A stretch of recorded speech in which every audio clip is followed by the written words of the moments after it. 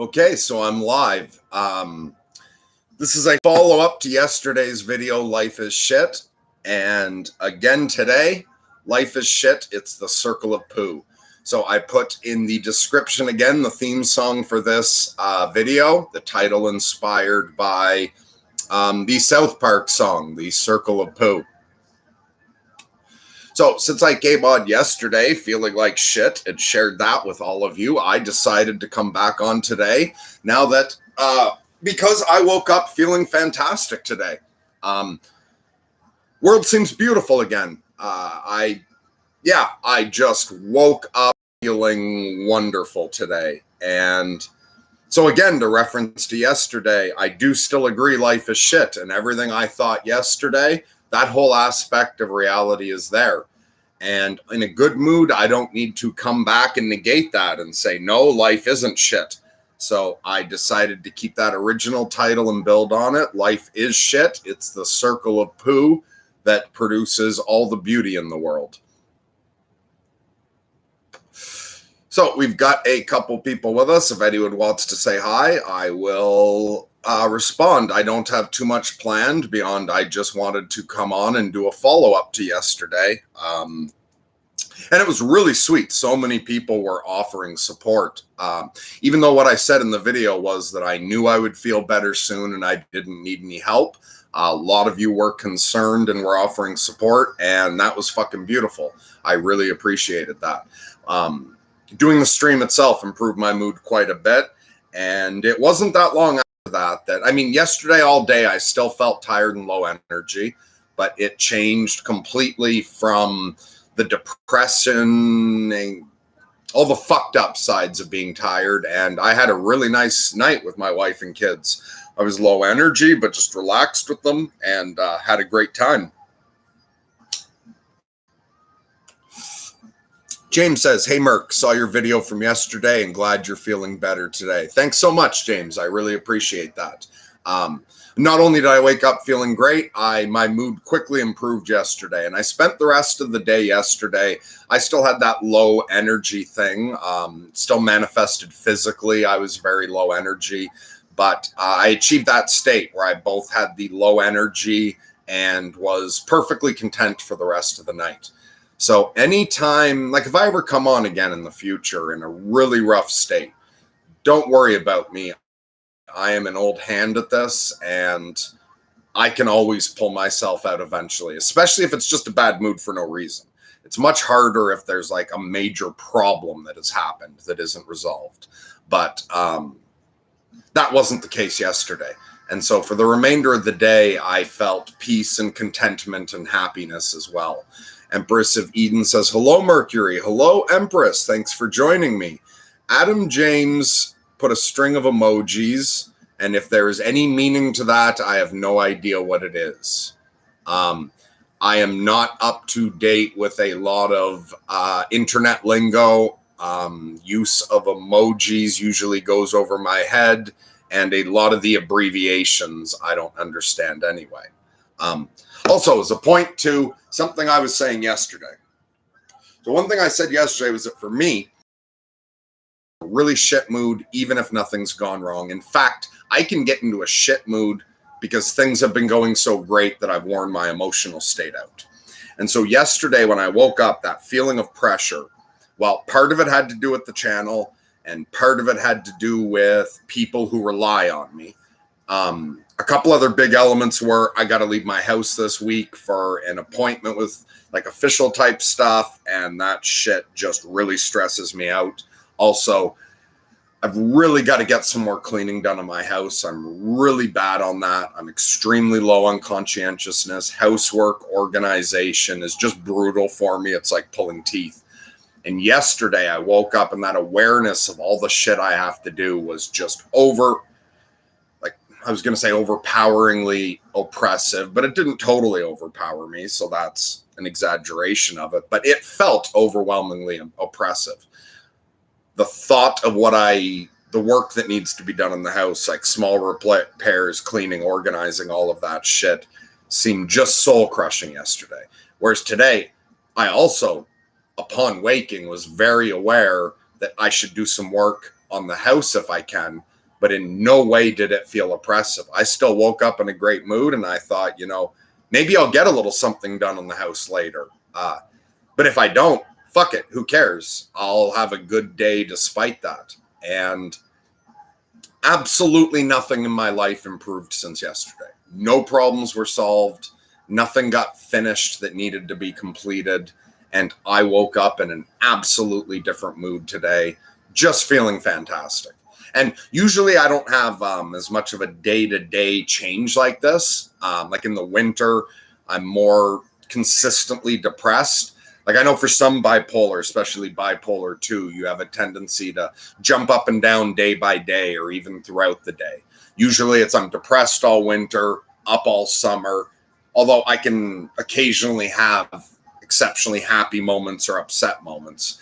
But when I'm on the verge, when it's especially in spring, as I'm adjusting, as I'm coming back to life, crawling out of my winter tomb, coming out of hibernation, I can get really great moods for a while. And then the emotional energy gets used up and I just crash. So there is a bit more jumping around for me in the spring. Taryn Marine says that's likely SAD, not really bipolar. No, I'm absolutely bipolar. I'm crazy as fuck. My first 2 cycles were 3 years long. So I originally would go through a whole year of mania. So could be manic in the winter. And then I'd go through like 2 years of suicidal depression and would be depressed right through the summer. As I've improved managing my bipolar, my 3-year cycle has come down to a 1-year cycle. And it happens to have matched up with the energy of the year. So I understand for some people, it's seasonal affective disorder. You just get depressed in the winter.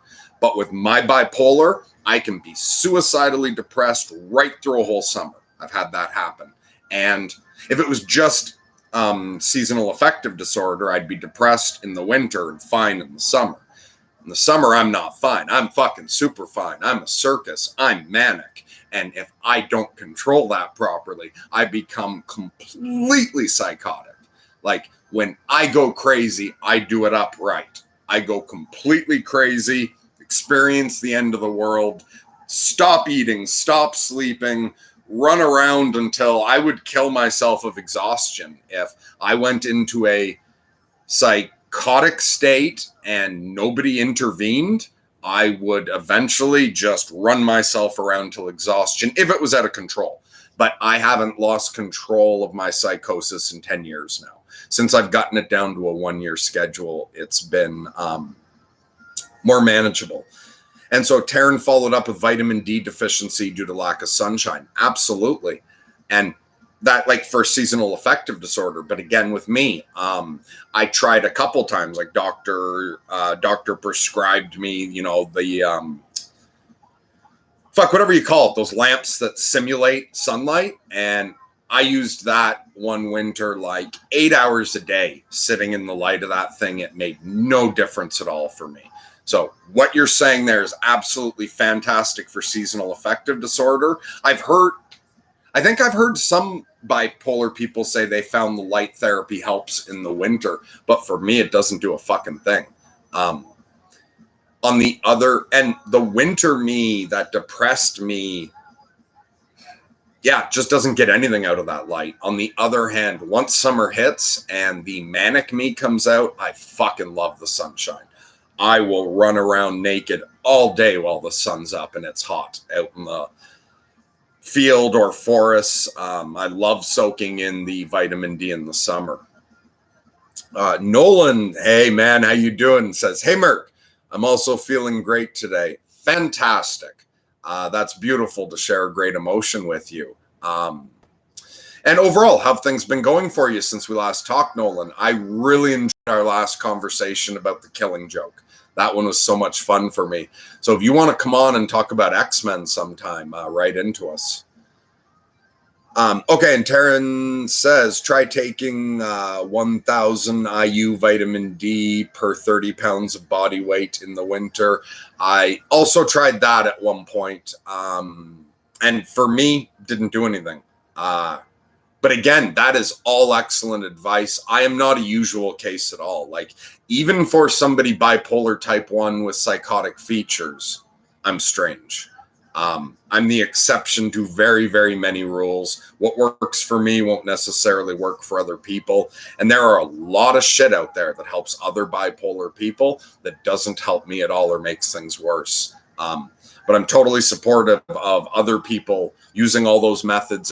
And the way I'm not on psych meds, because I'm one of that small percentage of bipolar, or I don't know what the percent is, that I tried a bunch of shit. Nothing ever helped me. It all caused horrible side effects. I've been completely off psychiatric medication for years now, and I've done better than ever off of psych meds. But I am not judgmental or anything at all to people for whom that is helpful. If psychiatric medications help you, fucking great. More power to you. They just don't work for me. So Zach says, there can only be a question of glass half empty or half full if you're taking the glass for granted when you feel like shit. Just remember, your life appeared from nothing. Yes, you're absolutely right. And also another thing that I hope was clear enough yesterday, I will sometimes express what a depressive state or one of my negative emotional states is telling me. I've learned the mindfulness to separate myself from my thoughts. I don't believe I am my thoughts. I don't believe I am my emotions. And so when I was saying yesterday, I feel like shit, I want to give in to psychosis, I was just explaining the things arising within me. I know I am not that. And you're absolutely right that, so when you feel like shit, just remember your life appeared from nothing. And so again, I'll draw people's attention, anyone who hasn't seen it on South Park, the link I put in the description for this, life is shit. Yes, it's the circle of poo. We all come from poo. And for me, diving back into that, your life appeared from nothing, and to realize the extent to which this world is an utter mystery. Just how incredible is it that any of this shit exists? That greater mystery can put depression in perspective for me, definitely. And I don't know if people noticed yesterday, like I started off in a really rough state, but as I started interacting with the questions, just having to think philosophically and to respond to something, we aren't meant to suffer. And I look at that and, well, actually, it seems to me we are made to suffer. And all of that kind of thing, I think it probably showed in the video that the more I got thinking about that stuff, the more I got pulled out of my mood. And so for some people, that mystery can actually become depressing, though, Zach. So, like, I get that for you and me, that works well. For some people, especially if you're not so philosophically inclined, that your life appeared from nothing, depression can turn that against you. Like, yeah, it came from nothing and it's meaningless. And for me, the awareness of everything I don't know, now, it used to, I found it uncomfortable and scary and all that shit. But for me now, realizing that the vast majority of everything I'm completely unaware of, the extent to which is an awe-inspiring mystery is awe-inspiring to me. But to other people, that reminder of you don't even know why you're here and where did all this come from becomes even more depressing, because some people feel like they're supposed to know. And some people don't feel uncomfortable or don't feel comfortable with, I don't know. So for some people that can be depressing. But you're right, for me, and you said that to me, yeah, you could start getting me up and out of my bad mood with that mystery and with all of that awe. But it won't work on everyone. Some people, it will have the opposite effect in my experience. Okay, so Taryn says, a lot of people in recovery fake bake to combat depression. Oh, artificial tanning. Yeah, so I've never tried that, but I did try those. You know, you can get like little desk lamps that give you the same vitamin, and I'm not aware if those tan you any or not. Also, even if I wanted to get an artificial tan, I live out in the middle of nowhere in Quebec, out in the countryside, in a little old farmhouse completely cut off from the world, and I rarely leave my home. I don't even know how far I would have to go, like if I would have to go down to Ottawa to find a tanning bed. So for me, that's not an option. But again, if that helps other people, fantastic. And although I wouldn't want to use up the space in my house for a tanning bed, for some reason, what jumped into my head was instead of having a tanning bed, I would love a sensory deprivation tank. That would be fucking awesome to have. Oh, and this is nowhere near me fully manic. This is me in just a bit of a good day. Although I find doing this channel, both doing magic really uses up my mania. And if I do a lot of magic throughout the spring, I can control my mania is much more level throughout the summer, so long as I continue with it. Now, I'm not sure if this is because our weather's been unseasonably cool and rainy this year up until now. We're getting some nice days now, but for quite a while, it was very cool and rainy. Like I'm in Quebec, so those of you who have seen that Jonathan Pajot is flooded out, it's also been very, very wet here. Small town near here, a bunch of people had to get taken out of their homes as well because their homes were flooded. My farm's up high enough and has great drainage, so I didn't have any flooding issues the way Jonathan had. But I've been in the same weather system of Quebec, so it's been very dreary for a while. The overall have been below average, although it's turning now. So I don't know if that weather has affected my mania not seeming to build as much this year. That could be a factor, but it does seem to me like this doing the channel. Because doing the channel does, I've used a lot of magic doing this channel. There's like magic energetic support for people. But aside from that, this pushing myself to connect to people, engaging the philosophical side of myself and the shaman magician side and interacting with people with that appears to be using up my manic energy if I'm not mistaken. So doing the channel through the summer may help keep my mania from not going too high. Although I still expect, unless I choose to like stay off for some reason or who knows what's going to happen. But it'll be possible you guys will see me later in the summer when I'm like really manic. And so I'll be talking extremely fast, flight of ideas, jumping around. I'll just be feeling euphoric and that everything is amazing. So you guys might see me much more manic than this, but I'm saying feeling like a little manic, very up, very good. But it can go a lot further than this. So Nick says, that's good to hear. Glad you're able to do it with meds. Thank you, man. I appreciate that. Although I just again want to say I don't look down in any way on other people who use meds. Because also, no, I don't do it without meds. I do it without psychiatric meds.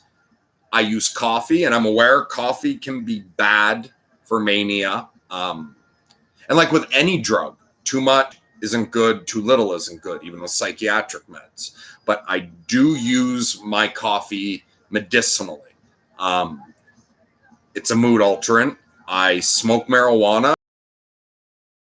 And a lot of people used to talk about the psychosis enhancing aspect of, I believe it's the THC that's psychosis enhancing, but there's another cannabinoid that's actually an antipsychotic. And so if when I'm getting manic, I smoke way too much weed. Also, I was smoking different genetics back then. It could be bad for my mania.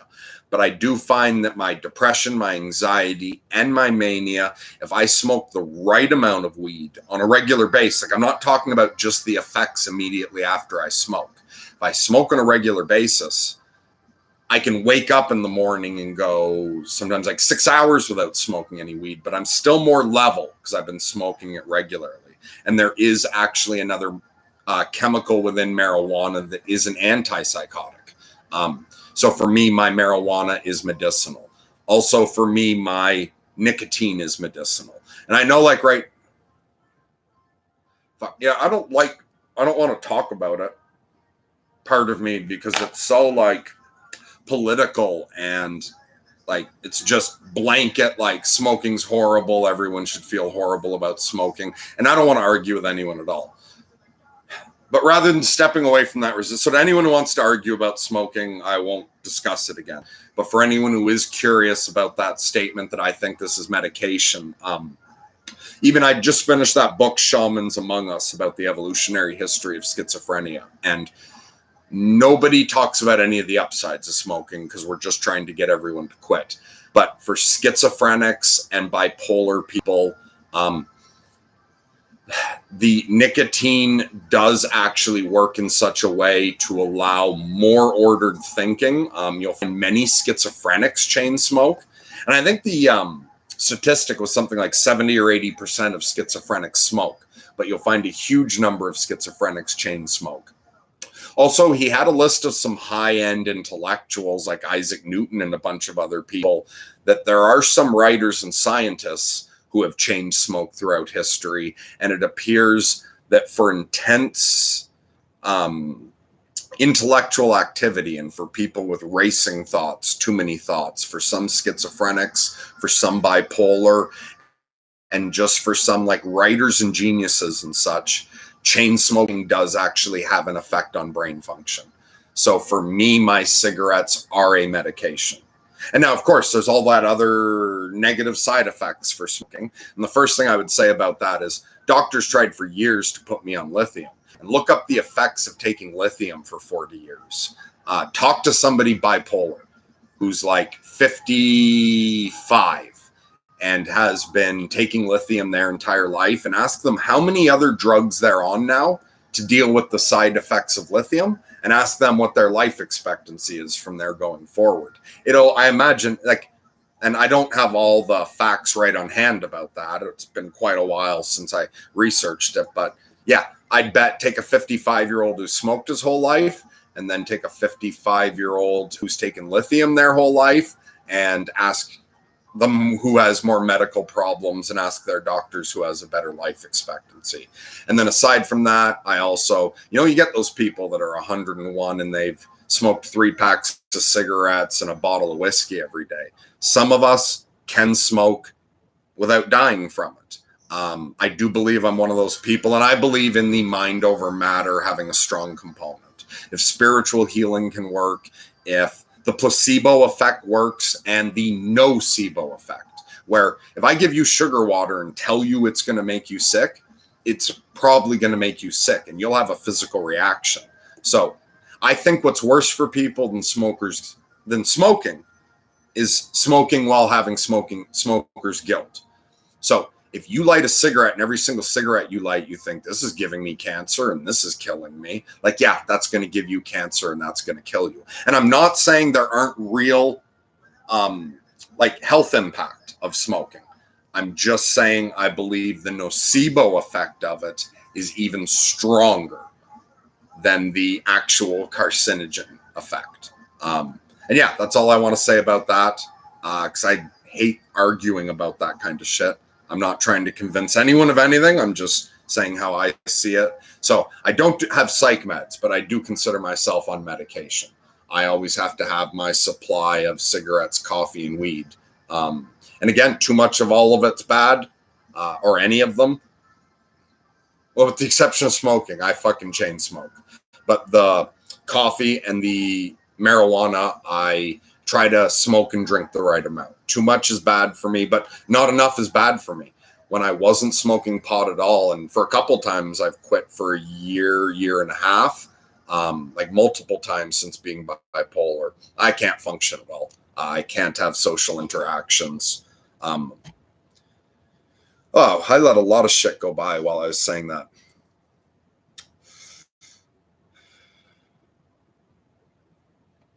Okay, so Taryn says, I don't take head meds either. Made me way worse after trying that route for years. Yeah, and that's unfortunate, because especially for people, when you're first trying to deal with any of this shit, The doctors want to prescribe you pills. I guess for some people it helps. And that's great. But you never fucking know. And there's no tests the doctor does to check to see what kind of meds you need.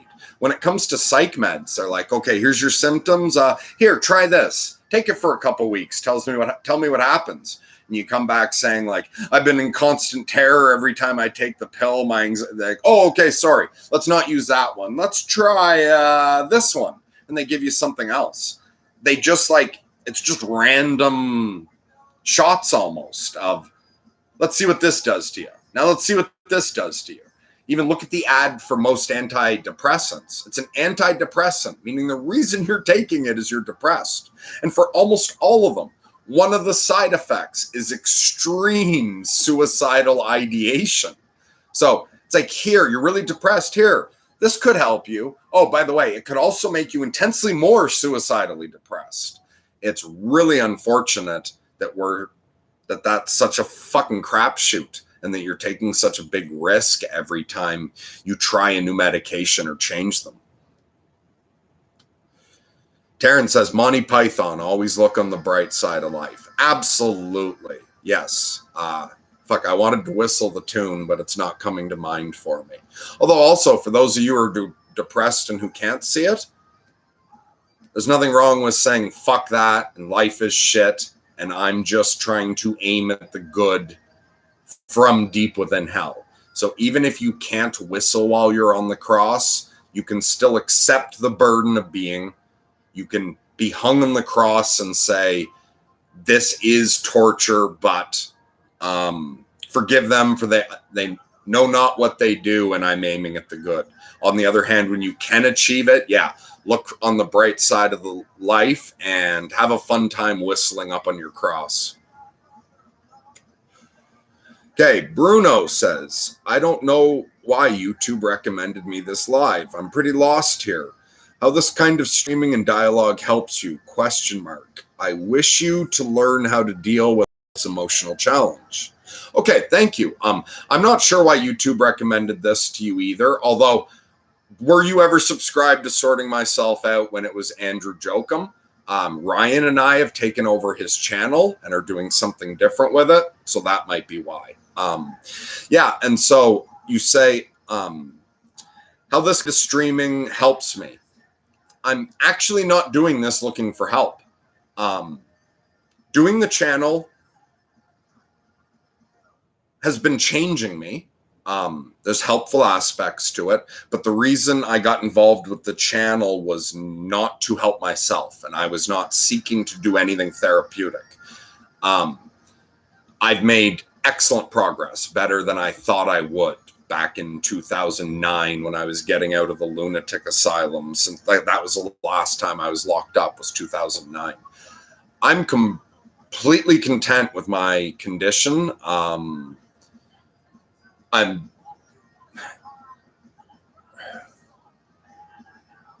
dealing with it.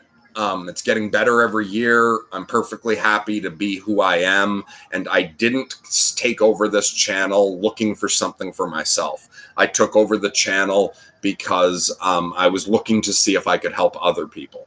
And so this streaming, all of my streaming, the purpose is that that somebody gets something out of it. I'm reaching out to the world and trying to do a little good here. On the other hand, it has ended up being very good for me. It's been fantastic to meet so many of you, and like Nolan and James and just so many of you. You guys feel like friends to me. And I can be happy by myself for a year without seeing anyone. I wasn't lonely, but friends are still nice, especially when they're awesome friends. And I've really been really enjoying getting to know this community. It has been really good for me. And yeah, I'm learning to deal with all these emotional challenges, and I'm not upset that I have them. And this was a big thing I've noticed, and that when I'm trying to help someone else through difficult things, I've noticed it in other people as well. So first of all, there's the difficult emotional state I'm schizophrenic, or I'm bipolar, or I'm chronically depressed, or I'm in a wheelchair, or I'm ugly, or I'm fat, or I'm stupid, or there's any of those things that can be difficult on their own. Like, it's difficult to be disabled. It's difficult to be mentally ill. It's difficult to not fit in and everybody treats you badly. That on its own is difficult. But what I used to do to myself, and what I see many other people doing to themselves, is you start with something that's hard, and then you make it way the fuck worse by saying, it's wrong to be crazy. It's wrong to be depressed. It's wrong to be who I am. It is not okay. It's bad that I'm depressed. So now you're depressed and suffering that, and you've defined it as bad, and now you're beating yourself up for being a bad person and doing something bad. If you can accept whatever your challenge is first, the way I've accepted my bipolar, the way, from what I can tell from Nolan, like, Nolan isn't upset that he has his condition. It's not bad that he's that way. So he has to deal with the difficulties of his condition. But unless I haven't heard him say, like, unless he just hasn't shared this with me, I don't see him needing to get okay with his condition as well. And so, and that makes a huge difference, because if you're crazy and you're defining that as horrible and unacceptable, it's going to be really hard to make progress. But if you can go, yeah, I'm a fucking Looney Tune, and that's all right. Jesus loves all of his little children, including the Looney Tunes and the cripples and the oddballs and the fatzos and the idiots. That's okay. I will just deal with the difficulties of it without also feeling guilty and ashamed or abusing myself for having it in the first place.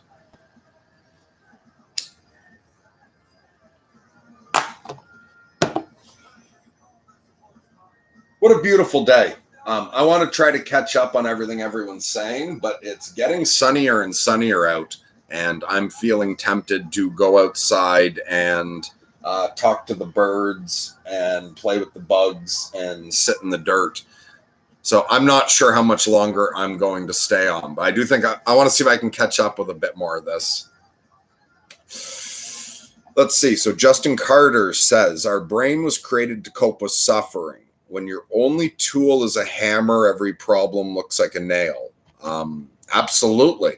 And for another thing that, like, Peterson says that I really agree with, is sometimes Peterson will go on and on about how life is, existence is suffering and all the malevolence and tragedy in the world. And then he says, but the amazing thing is we're stronger than that. We can deal with it. And I really do think that's true.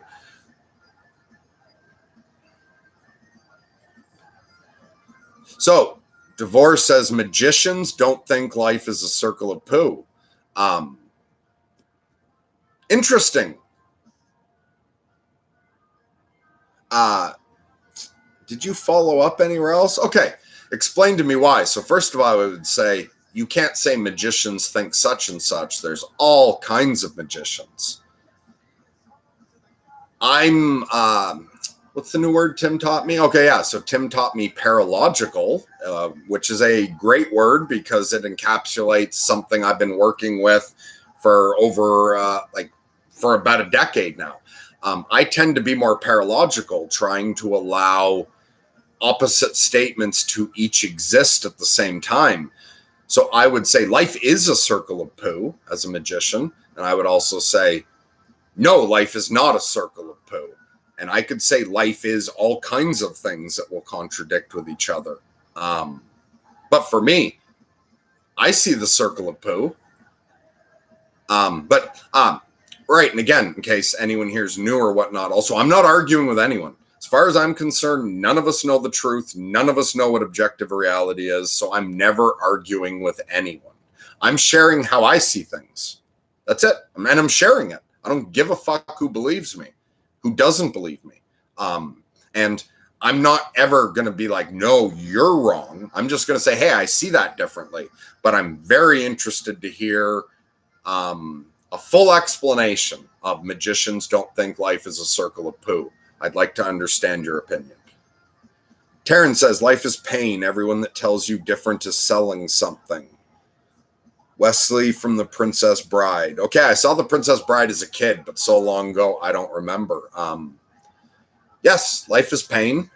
Life is also love and joy. I have PTSD.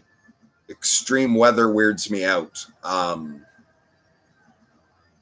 Yeah, that can be difficult to deal with. I had some PTSD from getting hit by a bus, and I don't drive anymore. Like, I drive on the dirt roads to like my parents, my wife's house and such, but I don't drive anymore. Driving's really hard for me. And even as a passenger, driving on a highway is really hard for me with the leftover PTSD, I suppose.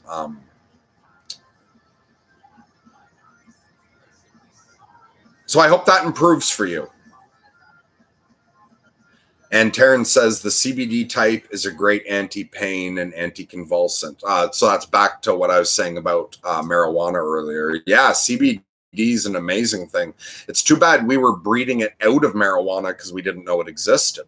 Because we were aiming for just high THC as we were developing the plant from the 60s up until recently. And what was it, like 10, 15 years ago, we discovered CBD and realized that trying to maximize THC, we were actually removing the CBD from it. So I'm glad we've discovered that and are trying to get more back into it.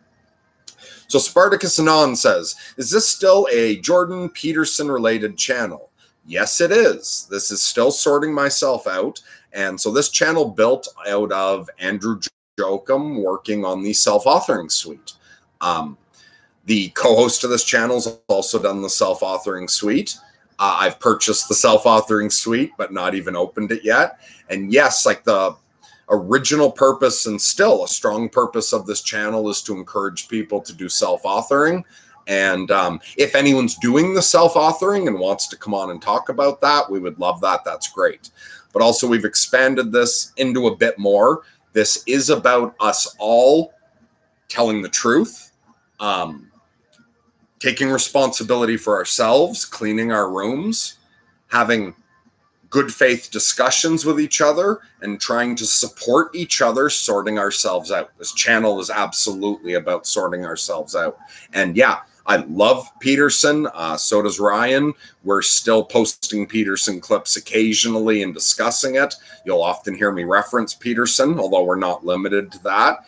And oddly enough, I have Jordan Peterson's personal approval to be doing this. I met him last summer and asked his permission before ever speaking about him on YouTube because of the way like people give him shit for his fans. Like, oh, look at all these Nazis that like you, or look at this guy wearing this shirt or that who's a fan of you. Look, you took a picture with fucking Pepe the Frog. And so I honestly was concerned that if I ever went on YouTube and agreed with Peter, like spoke well of Peterson, it would just be more cannon fodder for attacking him. Like, hey, look, this guy is a fucking lunatic. Seriously, legally, this guy's insane. Mercury takes huge amounts of what Mercury talks about came to him in psychosis. And it agrees with things Jordan Peterson said. Therefore, Jordan Peterson's teachings are fucking crazy. I was honestly worried about that. But my wife last summer got me and her tickets to see Peterson when he spoke in Ottawa. And yeah, I pushed myself. That was something willing to push myself to go out into public. And I used my time when I met Peterson to say exactly that. Because Jordan had been on the channel before with Andrew. And so I told Jordan, this was before I ever went on with Andrew. I told him that Andrew had invited me onto his channel, and I went, like I said, exactly that. Like, listen, I'm crazy. I would often agree with you. Would it be better if I just go on and talk to Andrew and never reference you? Because I see what people do with your fans and whatnot. And yeah, and Peterson's response to that when I said, like, would you prefer for me not to like speak out, agreeing with you? He looked at me and he said, well, what's wrong with you? And I said, oh, that's a really fucking long list. And he burst out laughing. But I checked with him more than once. And at the final time, I really tried to give him a wording to get out of it, like easily. I was like, because I can just go on and talk about myself. I don't need to reference you. And he said, like, no, if that's your honest truth to speak, you go out there and speak it. Don't worry about it. So, as strange as that may sound, I actually have his permission. So yeah, this is still a Jordan Peterson related channel, and hopefully we get him on to talk with us now that we've taken it over at some point.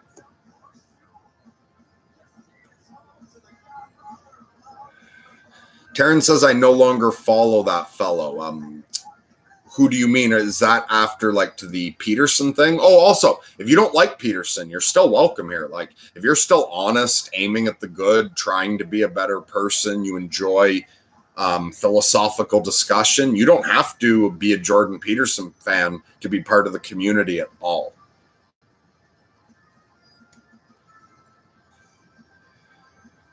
Spartacus Anon says Amazonian shamans use tobacco. I read a bunch about that in the Cosmic Serpent book by Jeremy Narby. Yes, absolutely. And so I'm possibly like really far behind here because this is stuff I talked about a while ago. Yeah, another interesting thing in that book, Shamans Among Us, which basically the point of that book is that shamanism and religion are like the evolutionary basis for psychosis, schizophrenia. Like it focuses on schizophrenia in the book because there's been far more study of that than bipolar disorder, but that shamanism, that schizophrenia and psychosis must have been evolutionarily advantageous to have survived. And he was looking at it, he's an atheist, so not spiritual at all, but he was trying to look at like the disease model of schizophrenia, and instead to say for it to be universally present, like schizophrenia, our insanity is like every demographic, every country, all over the world. There's like that 1% that are schizophrenic. Also, in every old culture, we had some sort of shamanism, and like with surprising similarities. But so his point, it was actually an evolutionary advantage for us to have approximately 1% of the population being psychotic, and that psychosis is the birthplace of shamanism and religion. And so, although many shamans are not psychotic, there is such a thing as the shaman, but any shaman who isn't psychotic has to use hallucinogenics. And you're right, they use tobacco as well extensively. So there were the shamans who got their psychotic experiences through hallucinogenics, but the majority of shamans and some groups considered that if you use the hallucinogenics and whatnot, you were a shaman, but you weren't a called shaman.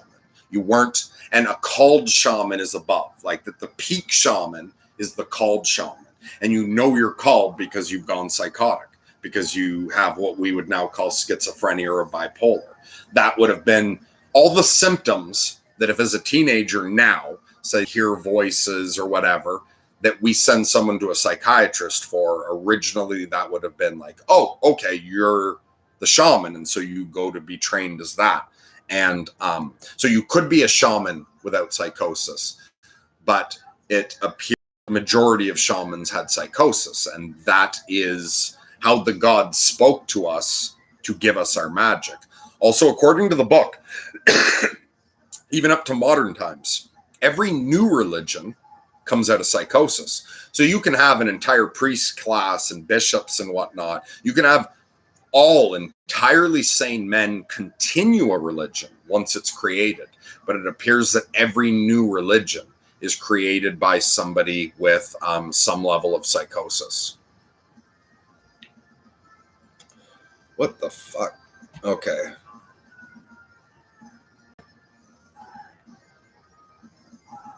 I'm not sure how far behind I am here. Okay, I think I'm really far behind. Okay, I'm going to try to answer some of these really quick to get caught up.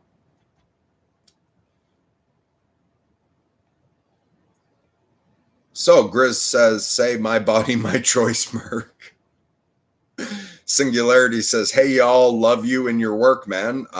Thank you very much, Singularity. Thanks for joining us. And yeah, I'll see if you say anything else further down.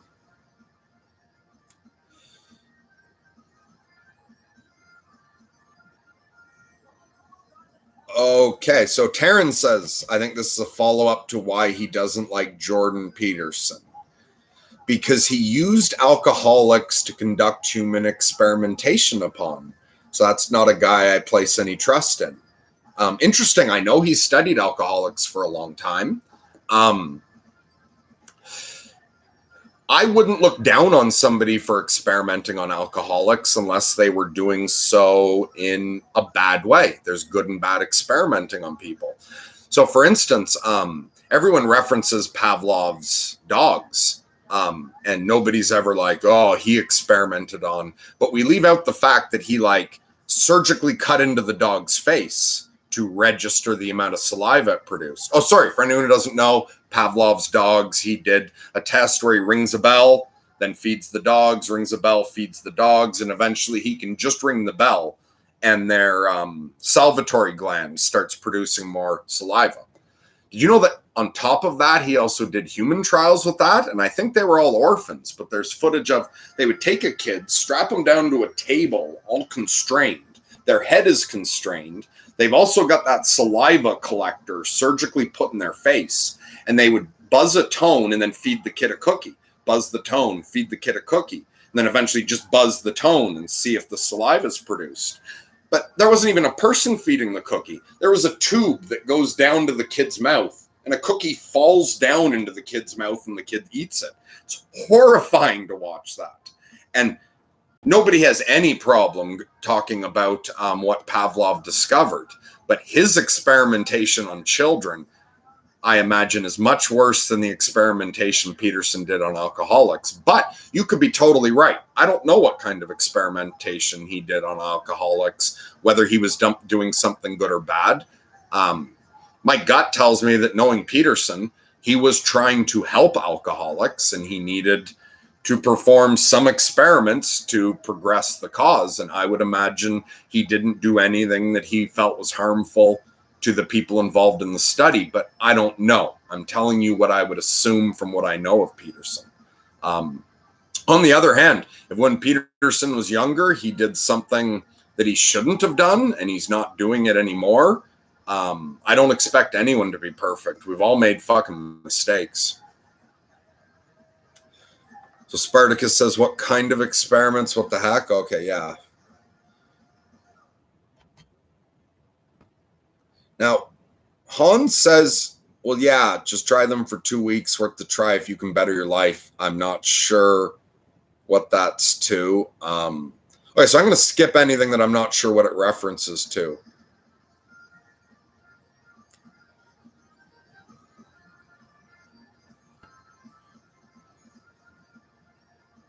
Okay, yeah, so some people are all responding to what I was just saying there. Okay, Levi says, when I am down, I listen to more deep, sensitive, emotional songs. When I'm upbeat, happy, I love those high energy, fast, upbeat songs. Yes, and I do a lot of music therapy with myself. One thing I find helpful is first to find music that matches the emotion I'm in. So if I'm angry, put on some angry music. If I'm depressed, put on depressing music. If I'm full of fear, put on something about that. So first find a music that matches the energy. Turn it up. Then, you dance or sing or just listen to it intensely, like you connect with it. You get a bit of that emotion out, and then I begin to adjust it. So start with a song that matches suicidal depression. Then move to something calmer, still depressing, but calmer. Then maybe move to something like Tom Waits, Down There by the Train, which is sad, but with that message of hope.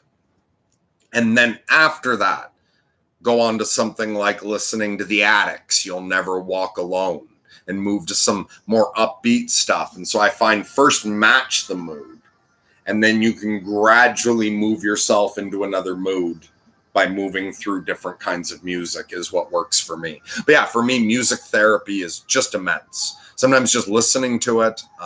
For some people, like dancing to music is really, really good. Or for me, often just turning it up really loud and singing along can be really, really good for me.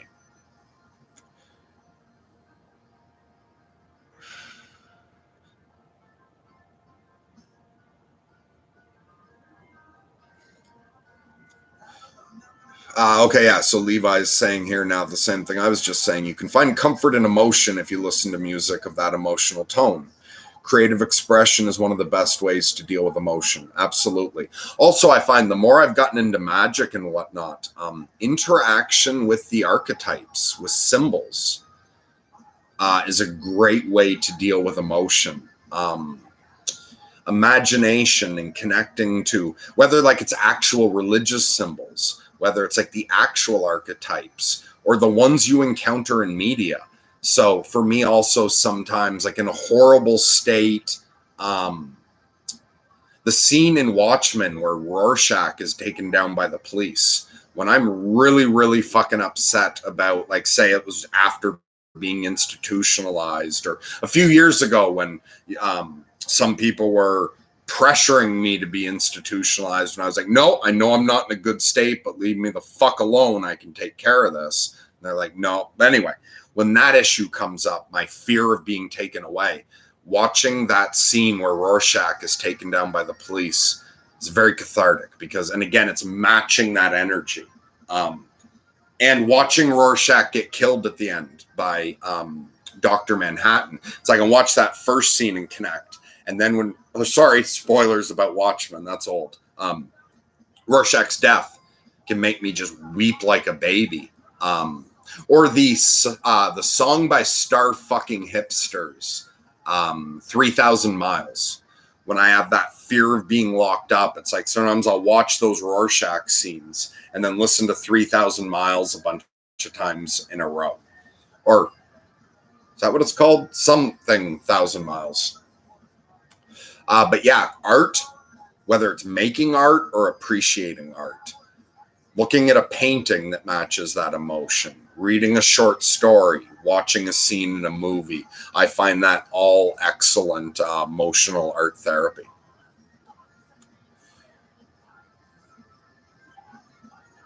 Okay, so Taryn's saying, my comment about the PTSD and the deprivation chamber go together. It would be quite a haven in extreme weather. Yeah, I'd never thought of it like from that way, but you're right. Like if you're having bad weather and that's what's like triggering your PTSD, it would be beautiful for you to have a way to encapsulate yourself in a nice, calm world.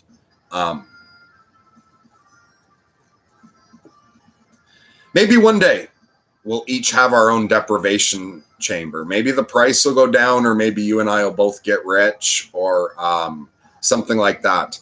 But let's offer each other a prayer that we each get a deprivation chamber one day.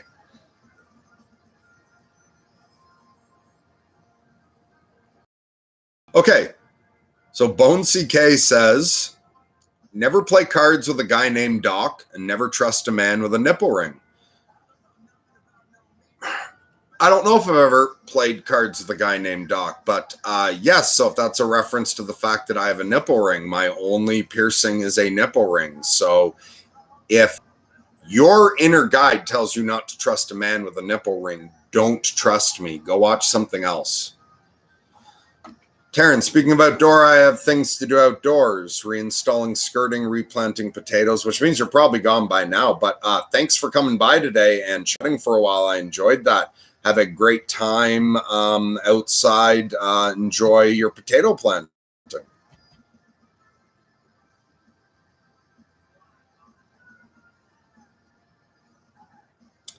We are victorious. I find the more pain I feel, the more beautiful moments I feel, like equally. Yeah, I do think there's something to a polarity of reality where,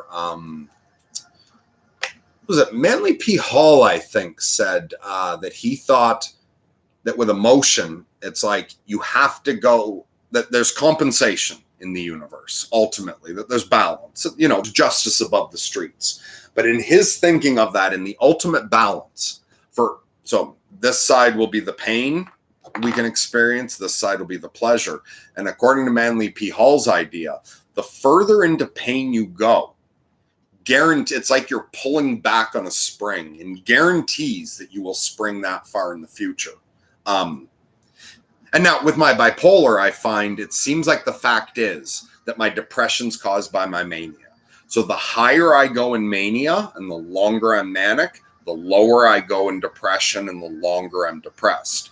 But Manly P. Hall felt that in like the sort of karmic sense of emotion, like more overall, not the bipolar cycle, but for instance, you know, that whatever that archetype of the person who's born and no fault of their own, suffers so badly for so long, and then finally are, you know, punished for doing something good and spend 20 years in jail getting beaten by guards and then die there. His idea was that all of that horror he experienced was just pulling back the bow, pushing back on the spring, and just guaranteeing that his future, her future, or other, is guaranteed eventually to swing to the other end. I've had a lot of times where I feel like my own intuition seems to feel that's true. But yeah, the more pain I feel, the more beautiful moments. Yes, like as I become bipolar and get more pain, I also get more beauty along with it. Taryn, move some flowers from one place to another. My one former has that, the adverse reaction in automobiles. Okay, and hope she's happy wherever she went. I hope she's happy wherever she went as well. And yeah, you're probably gone by now because I think this was a while ago you said you were leaving. But I hope everything goes well, and I hope your flowers are happy wherever you choose to place them. Hey, Andrew's here. I just got to scroll down a bit to see it. How do you have your coffee? I have recently started to add in cinnamon, turmeric, cardamom, nutmeg, ginger, and cocoa, all for the benefits. Oh, wow, cool. I just have my coffee with milk and sugar. The only other thing I don't give a shit about the quality of my coffee. I put on a pot of coffee, and if I have like half a pot of coffee left at the end of a day, I just leave it sitting there and I drink that first the next day. The only other thing I do weird with my coffee is as soon as it gets hot, I haven't quite started doing it yet, but as soon as like it gets really hot and it's hot all the time, I make my coffee, throw it in the freezer to cool it down as quick as possible. And then I keep my coffee in the fridge throughout the summer. So I'm constantly drinking cold coffee instead of hot coffee. But I just put in a bit of milk and sugar. So Terrence says that Terrence Pop does the same thing with his channel. It's his therapy outlet. Okay, maybe I will look into that. I've never heard of that, but I'm curious to see more ways people use YouTube. So if there's someone else using YouTube as a form of therapy, I should definitely check it out sometime. Okay, so Gloff says I'm a coffee Puritan. Aunt Honey says the Beach Boys. I'm not sure why. Levi Prout says bipolar in order, bipolar advantage. Hypomania is the flow state almost. I was told. Okay, why did that just. I lost what I was reading. It jumped backwards for some reason. This is all what I already read.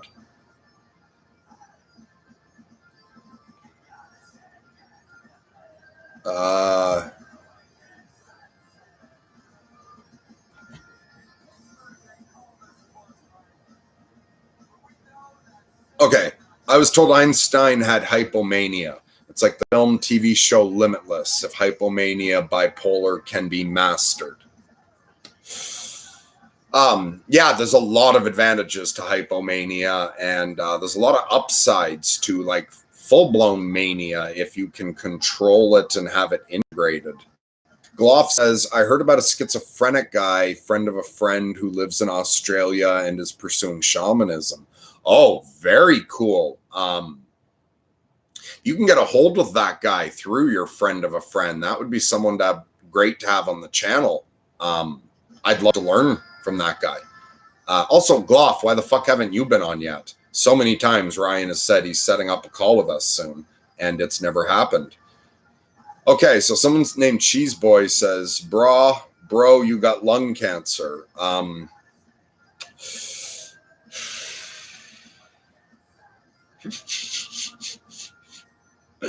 Thank you for sharing your thoughts. Taryn, I drink my coffee plain. It's a discipline worth doing, makes you appreciate the coffee for itself. Perhaps. And yeah, I know it would probably be better for me to cut out sugar. I might one day, but at the moment I drink sugar in my coffee. Okay. Oh, wait. Yeah, here's, I think, okay, yes, I had asked for an answer and it's here, so I should respond to this. To expand on, magicians don't think life is a circle of poo. My older brother is a high-level magician of the left-hand path and told me that any person who claims to be into magic and is suicidal is not really a magician. Okay, I respect your brother's opinion.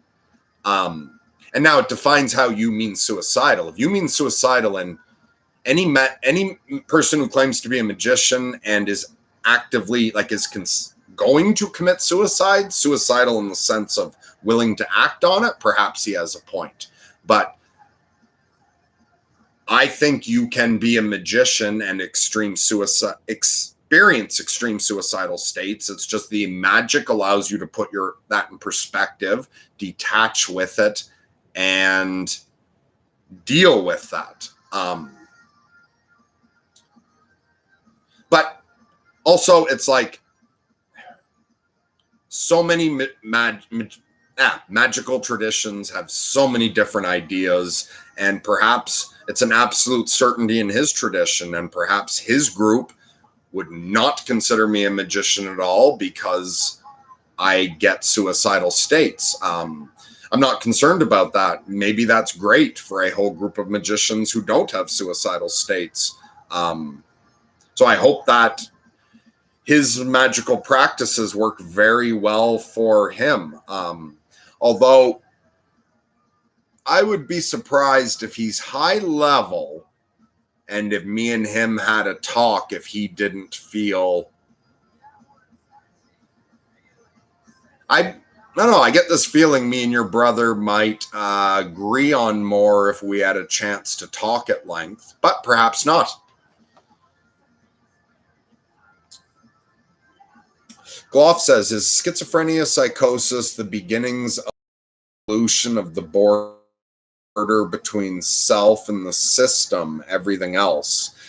Schizophrenia and psychosis, for me, dissolves the border between me and all of the thought dimension and spiritual realm. And if anything, for me, it separates me from the system, like from society. Gloff says, human experimentation is not inherently unethical. I agree. Okay, Andrew, Gloff has a question for you. Bring him the new SMO man. Andrew's been on a couple times, and I expect we will have him back on soon. What was the last time? The last time Andrew came on, he was talking about his lucid dreaming, I believe.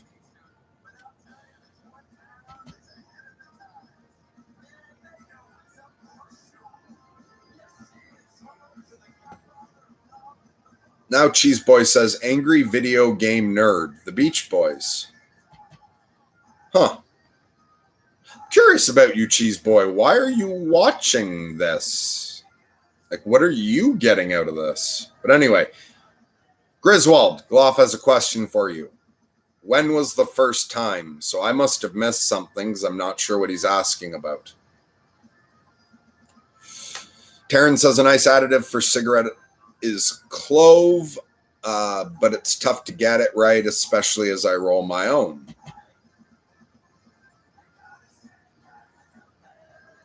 Fuck, this chat thing is jumping around weird.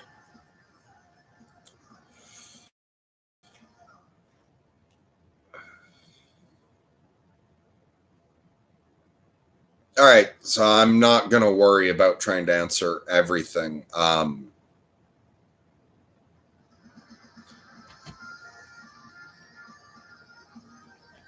All right, I'm going to start with this one. Gloff says, Merc, look up limit experience. Think it was... What the fuck just happened? Why did that jump?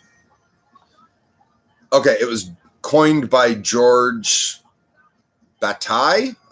It's essentially an experience on the limits of being, where either pain or pleasure are so intense they become blurred. Yeah, I'm familiar with playing with altering intense experience, although I don't know like what you're talking about there. So I will check out Limit Experience sometime.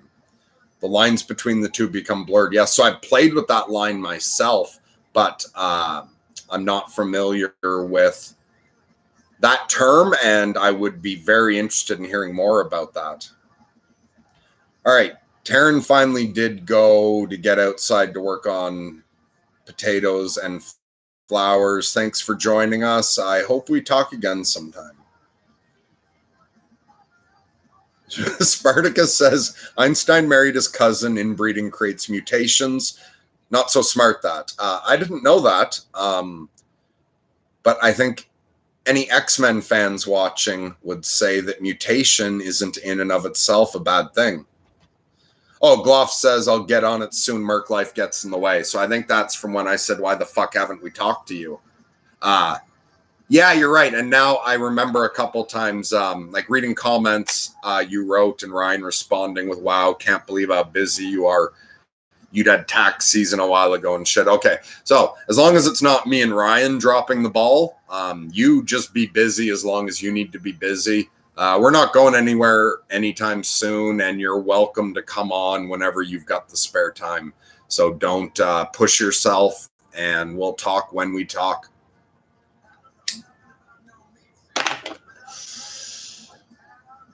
Taryn says, depends on the mutation regarding Einstein and cousin, and did they even have children? Wait, Einstein did have kids, right? And or am I mixing this up with someone? But I might be confused, but I think in Shamans Among Us, it said that Einstein had a son or daughter with schizophrenia. And it was in the chapter pointing out that the family lines that carry this psychotic gene, like we all know the stories of A Beautiful Mind, or like Cantor, the insane guy who developed infinity theory. We're all aware of the connection between genius and extreme insanity. But it turns out that relatives of people with psychosis are more likely to do well, like are more likely to have high IQ, to be in the high success rate, like in the 1% of artistic achievement and whatnot. So and one example was that Einstein, I think either son or daughter was full-blown schizophrenic, but it seems that for the family lines that carry schizophrenia and bipolar, they also carry genius that sometimes comes out in the insane individual, but sometimes comes out in the parents, siblings, or children of the insane individual.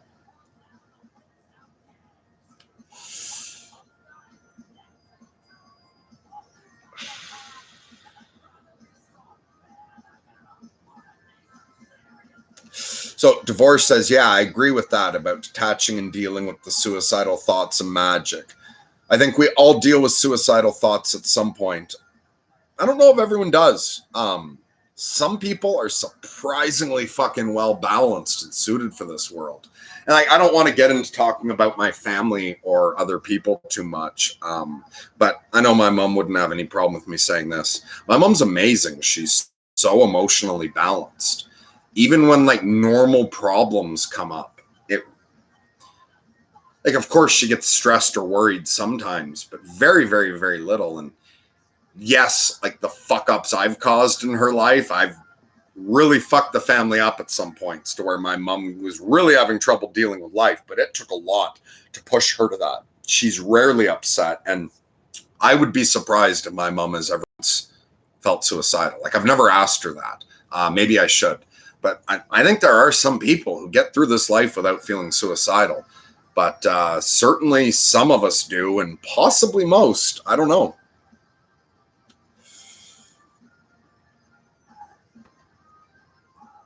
All right, I'm going to scroll down a little. Shit, I had something I wanted to. I saw something there. This is really jumping around. Okay, so Cerber V says, what's with this magician stuff? I'm kind of interested. Is it something connected to Jungian alchemy? Yeah, absolutely. And so for me, I don't follow any specific tradition.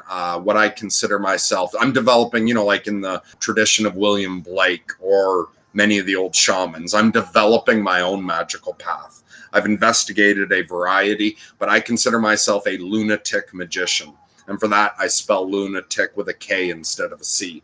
I've developed my own magical practice, although ultimately what I mean by a magician is that I believe in the other realms. And although I do have that atheist part of me, although it believes in the other realms as a component of my psychology. So to quote, both Peterson and Alan Moore have said something along the lines that what the fuck's the difference whether the gods are inside us or outside of us? There's definitely fucking gods. So I interact with the gods. And even when I interact with gods, with an S, that's a lowercase g. I do believe in one ultimate God, one source that everything else is an expression of. I think maybe henotheism is a term for that, where you believe in one God, but you accept it manifests in many ways.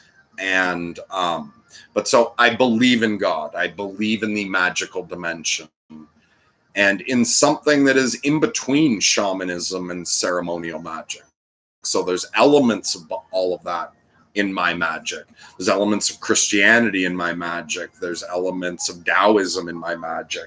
But for me, magic is just that I interact with that world and that I see the power of symbols and words, and that I am attempting to connect to God, and I am attempting to interact magically with myself and the world.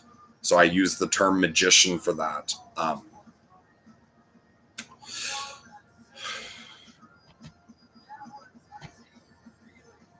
Okay.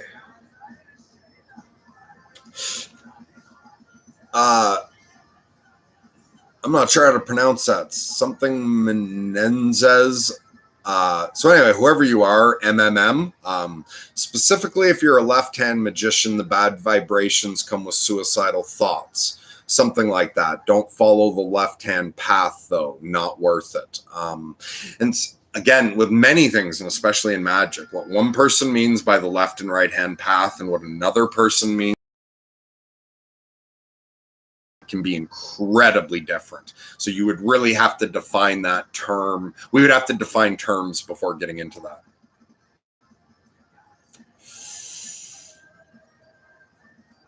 Manic is just shamanic without the Shaw, says Levi. That's awesome. I hadn't noticed that before.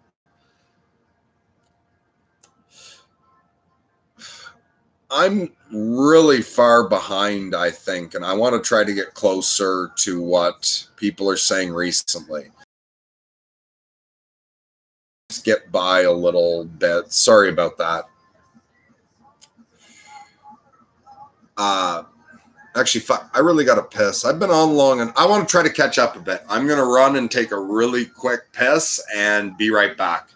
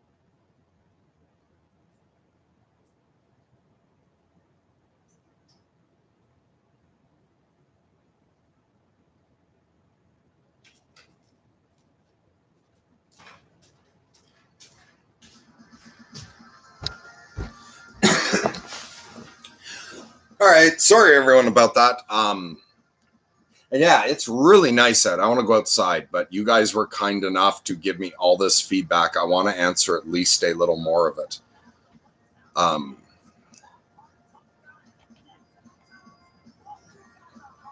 Okay, wait. I'm going to just jump right down to the bottom. I don't know how much I'm passing here.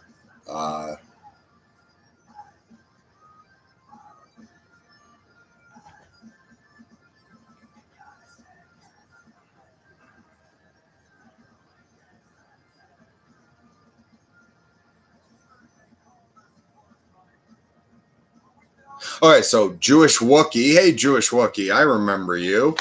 You've commented before. So, do you consider yourself a soft polytheist or a hard polytheist? So, I think I would be it's henotheism, like Heno, although also I may be trying to adapt a word that isn't exactly what I mean. But I do believe in one God. And this tattoo on my chest has my family motto, non crux sed lux. And that means not the cross, but it's light. And so that was the Black family motto, which means my ancestors, if they were going to go to war for something, they weren't going to war for the cross. They were going to war for the light. And that is that the cross is our human idea of God. And every human idea of God is not God. As Ryan likes to quote, the finger pointing at the moon is like the finger is not the moon.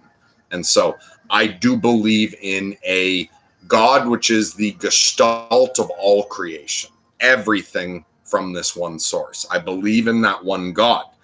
Now, however, it manifests in a variety of ways, and I do believe in lowercase g gods. I believe in angels and all kinds of entities. Now, I don't know exactly what any of those things are. Some of them could be psychological. Some of them could be entities outside myself.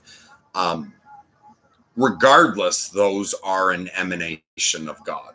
So I'm not sure if that answered that right or not.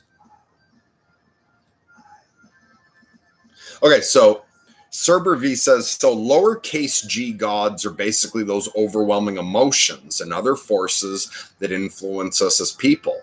There's a wide variety of ideas about that. Okay. The other thing I try not to know anything. As soon as you know something, you stop learning about it and you filter out everything that isn't what you know. I am very open-minded that lowercase g gods are our overwhelming emotions, our archetypes within us. Mars being our anger. Also, there could be something to thought forms. There could be something to the collective unconscious. And so Mars may actually be a god somewhere in the thought realm or in a spiritual realm. Our emotions may connect us to him. Lowercase g gods may be actually, and angels and archangels may be actual entities with agency and awareness in other dimensions. I don't know what all of this shit is, but for me, it's real, and I'm exploring it. And if the subpersonality within me that's active is the one that considers lowercase g gods psychological components and emotional states, I examine them from that state. And if I'm in magic and I'm doing a ritual and talking to my archangel, and my archangel feels real, like feels more real than the real world, I treat it like it's real, like it's all of that in that moment. I don't know which of those is, or I don't know if they are all aspects of the objective reality, and we just understand so fucking little about what's going on that it's laughable that we even ask these questions from a different perspective.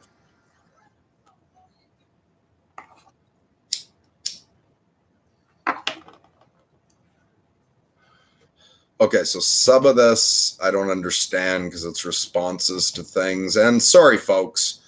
I do feel bad skipping some stuff, but...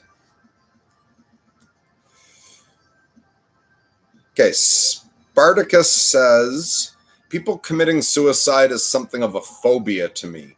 I'm a dad. Life is a holy experience to me. Okay, yeah, I understand that. I'm a dad as well, and I do think suicide is a serious mistake. So I don't know if it's that like the reincarnation angle where all you're doing is guaranteeing yourself another life that is just as bad until you can endure it without killing yourself. I don't know if we spend some time or perhaps an eternity in hell when we kill ourselves, but I definitely think committing suicide is a bad level.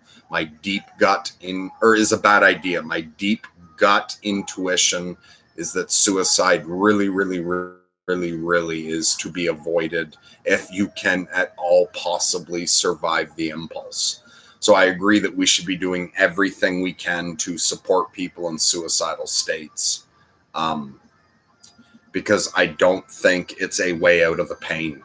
I think, unfortunately, you're going to experience more because I think we continue. And yeah, life is a holy experience. Absolutely.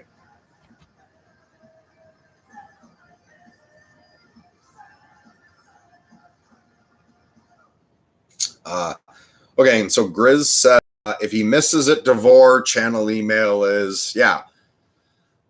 Thanks, Grizz. So yeah, the channel email is sortingmyselfout0, like the number 0 at gmail.com. And anyone who I had invited to discuss things, or just anyone else at all who wants to come on to talk about self-authoring because they have a problem they're looking for help with, because they enjoy philosophical discussion or psychology, or want to discuss some form of spirituality with us. A big part of the channel is having conversations with audience members, community members. So anyone who's interested in talking to either me or Ryan or both of us, write into sortingmyselfout0 at gmail.com. Cheeseboy says life is a bra moment. All right, I'm not sure what that means, but thanks for sharing. All right, that name with 3 M's that I'm not sure how to pronounce is following up on left and right-hand path with me here. It says, I would define the right-hand path as knowing the rules that define the metaphysical world and acting in ways where you connect with the good source of energy, but not trying to manipulate it. Okay, and so if you're using left and right-hand path to basically mean good and bad, like also for some people, they'll use the terms white and black magic, which again don't necessarily, depending who's using those terms, mean good and bad. For some people, that means good and bad. But regardless of what you're trying to call it, right-hand path, white magic, if you're talking good and bad, absolutely stay the fuck away from bad magic. That's just your doorway to hell. And good magic is the doorway to heaven. Absolutely. Although, like, for some people, the right-hand path means the more law, and, a lot of the sort of masculine planning, logical understanding, and left-hand path can be about intuition, the sacred feminine, and all of that. Also high and low magic. Sometimes people think that mean and some people use it that way, that like high magic is good magic, low magic is bad. On the other hand, for some people, or the way I think of it, high magic is development of self. It's connection to the higher realms, development of the self, and working on things in the astral plane, or in that it's higher in the sense of it's you connecting to the other dimensions. And low magic just means practical magic in the world. So a healing ritual would be low magic. You're trying to do magic down here in the low domain. A ritual to connect to your guide or angel and expand your conscience would be high magic under that system. But so many people use all of that in such different ways.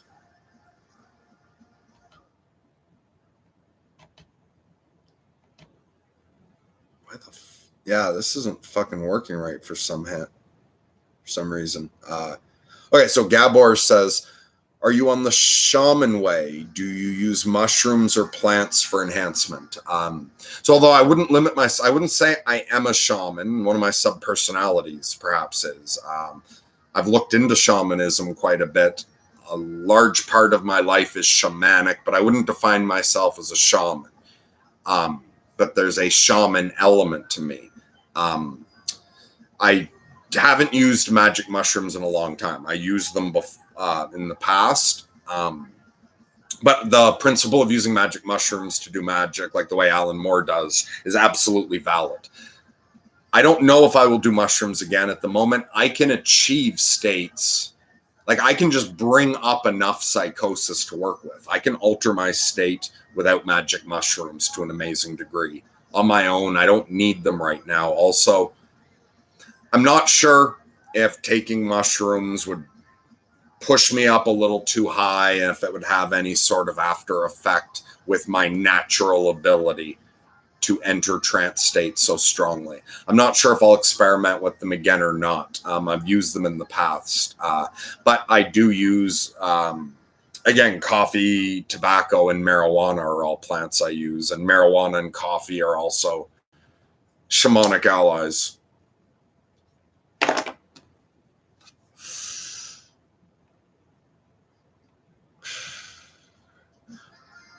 Okay, and so I know it's not Moses because there's an I, but however you pronounce that, I'll just say Moses. The 3 M's, the left hand on the other side is actively trying to manipulate reality, not really caring if and how it will impact others in a really, really resumed way. Okay, so I agree with you that doing magic, just trying to manipulate reality for what you want and not caring how it affects other people, that's all horrible. If that's what you mean by left-hand path, I 100% agree with you. And you should never be cursing anyone. You shouldn't be trying to take from the world.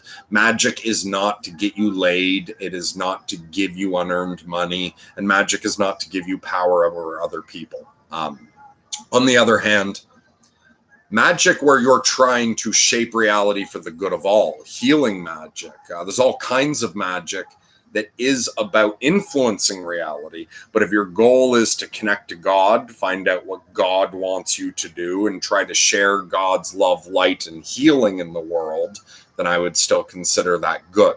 But not everyone who talks about the left-hand path will mean that. For some people, they will mean deep intuition. And sort of the divine feminine when they say left hand. So if you hear someone say, I follow the left-hand path, just check and see which they mean. Check and see if they mean what you just said or something different, because people use those in really different ways. Spartacus says, capital G God is the Tao, question mark. Oh, okay. See, now the problem is we should neither define God with a capital G nor the Tao. But yes, and no. And you're supposed to be careful with defining both of those things. But very much, yes, God is the Tao. The Tao is everything that can't be explained, and God is everything that can't be explained. But it still feels wrong to try to explain them by saying they are each other.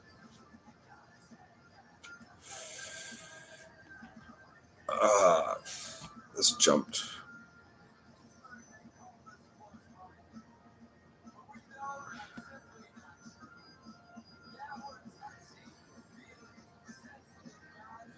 Okay, some people are arguing about some fact there, back and forth. Demand says, thank you, Lunatic. This is dope. Well, thanks for joining us. I'm glad you're enjoying it.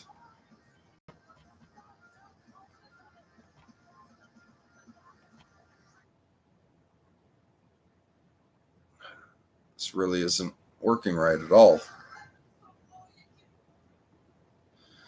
Okay, there. It's stopped jumping around. So Boy Meets Wart says, just jumping in. Hi, guys. Hey, Boy Meets Wart. Really glad to have you on here with us today. I don't know if you saw in yesterday's stream, I had said, I'd love to talk to you if you want to come onto the channel sometime. You've been an awesome participant in the community. And rather than just always hearing from you in messages, if you're interested, both me and Ryan would love to have you on sometime. Doesn't matter what you want to talk about.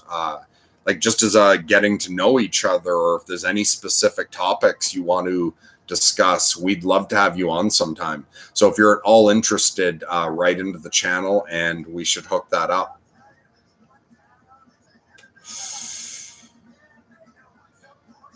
So Cheese Boy claims that capital G God is Morgan Freeman.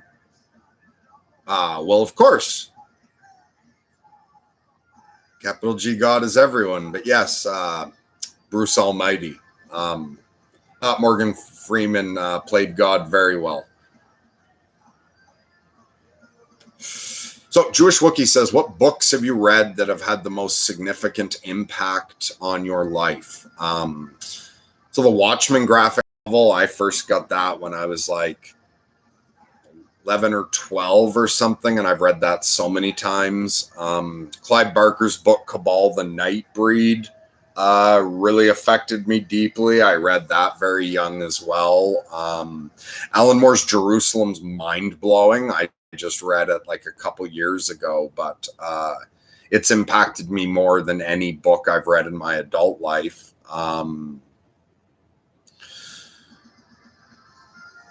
I don't know. There's a couple I could.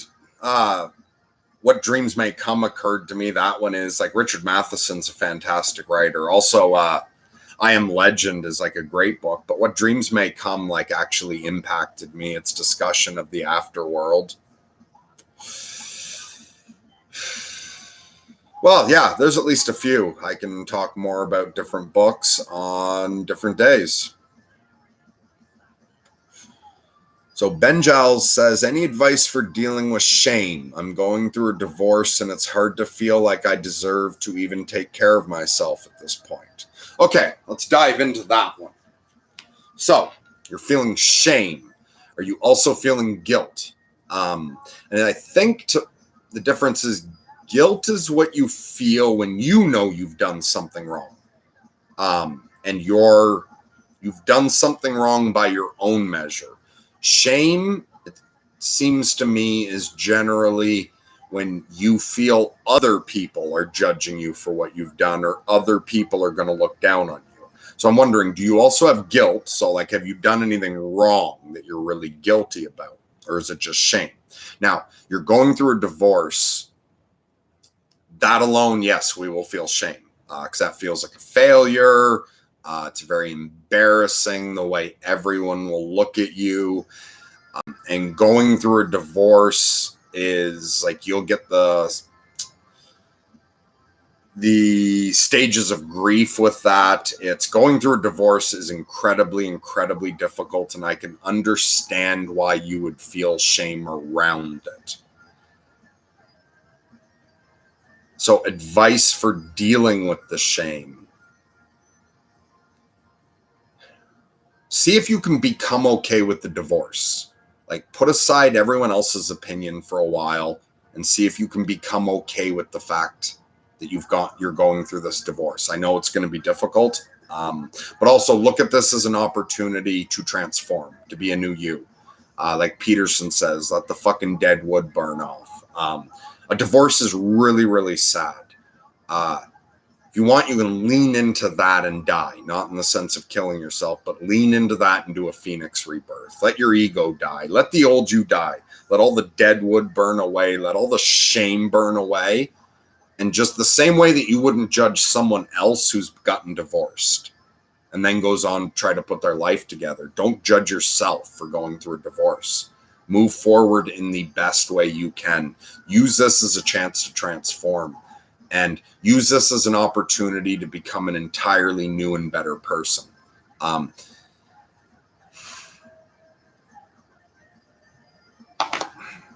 Nothing else at the moment is just really jumping to mind for that, but I wish I could give you more advice on that because dealing with a divorce and dealing with shame is really fucking hard.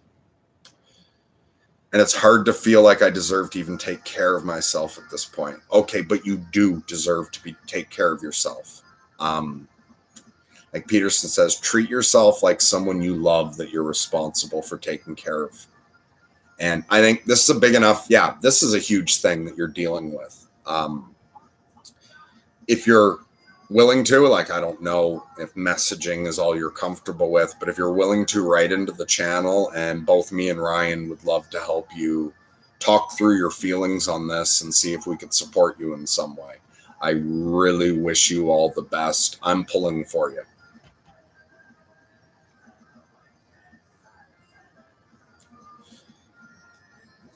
Okay, so Levi says, have you ever looked into morphic resonance? There's a British scientist named Dr. Rupert Sheldrake who studies the phenomenon about telepathy. He has a book called The Science Delusion. Yeah, I've never read any of Sheldrake's books, but I've listened to a bunch of his discussions. Fascinating guy. Very interesting to look into. Yeah, I don't know that I have anything else to say about morphic resonance at the moment, but it's definitely fascinating and possibly has many, many elements of truth in it. Okay, Boy Meets World says anytime. So I assume that's towards the invitation. Really love what you're doing on here. Okay, awesome. Right into the channel then whenever we're done here, and we'll get back to you and set up a time. That's fantastic. I'm really looking forward to talking to you. So Levi says he looks into... There's a bird in my stove. It's been 4 this year so far, and I just hear it now. Another bird has climbed down the chimney into the wood stove. Like, I heat the house with a wood stove here. It's a metal box. I want to answer these last couple questions, but I'm just going to go open the stove to let the bird out and hope that he finds the door and doesn't just run all around the house. So give me a second to set this bird free, and I will be right back.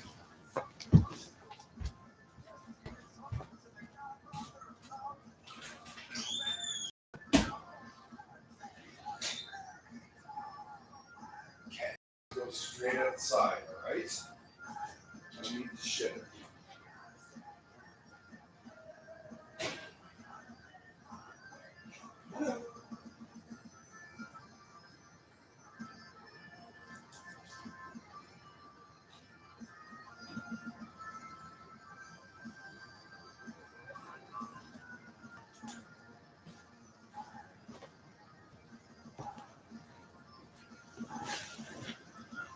Oh, the sound of me approaching the stove seems to have scared it. It climbed back in a little, but the door is open, so it can get out now as soon as it feels brave enough.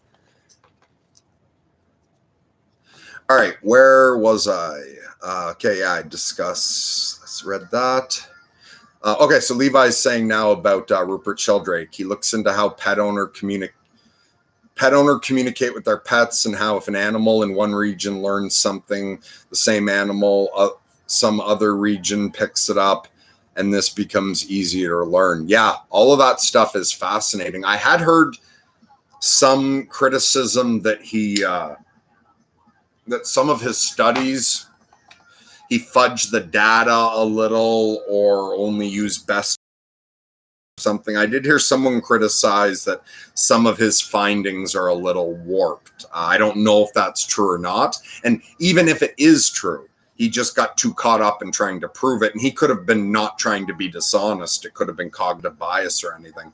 So I had heard a little something about that with him, and I haven't looked into it too much. But even if there is some of that, even if some of the studies he quotes aren't perfect, there's definitely something to his idea of morphic resonance, and all of that stuff's fascinating. If you know more about his shit than me, Levi, come on the channel sometime. I think lots of people would be interested to hear more about morphic resonance. Oh, apparently Cheese Boy has made comments that Andrew chose to delete. So I don't know what you were up to, Cheese Boy, but I still love you. Okay, so Spartacus is asking Benjels, do you have children with the ex-wife? For a second, I thought that was for me. Didn't make sense, but yeah. Shit, and if you responded... Okay, no, you haven't responded since then. You responded right after. Yeah, absolutely feeling guilt too, considering I could have acted differently to avoid this. We don't have kids together. Okay, so... great that you don't have kids together. Like, me and my first wife didn't have kids, and I'm glad about that. I was able to move forward, become a totally new me. So you can move forward, become a totally new you. Great. And if you're feeling guilt, you should really examine that with somebody. If you want to come on and do it with me and Ryan, great. Otherwise, find someone else good to talk to, because, of course, you could have done things differently. But are you feeling guilt about things that are like hugely immoral? Like, are you feeling guilt because you kick the shit out of your partner on a regular basis? Like, then I'm not going to be trying to just talk you out of guilt and shame. Like, we're going to have to discuss the effects of abuse on other people. But are you just feeling guilty? Oh, I could have done more. I could have. So it would be good for you to check with someone else as to how realistic your feeling of guilt is. Like, should you really be feeling guilt? Did you really fuck up? Were you shooting heroin? Did you lose the house gambling? Are you doing something immoral that you are feeling guilty about? Or are you putting way too much guilt on yourself just for being a human being with basic problems who didn't do everything they could have to make it work? Because none of us do everything we could have. Don't assume that your value judgments are going to be correct when you're in this emotional state. Whether it's a therapist, a priest, or a really good friend who's like psychologically together and wise and gives good advice, you should really talk this through with someone, because you won't be thinking clearly about it. And if it feels right to talk to like either me or Ryan or both of us, we'd love to help you work through your thoughts on that.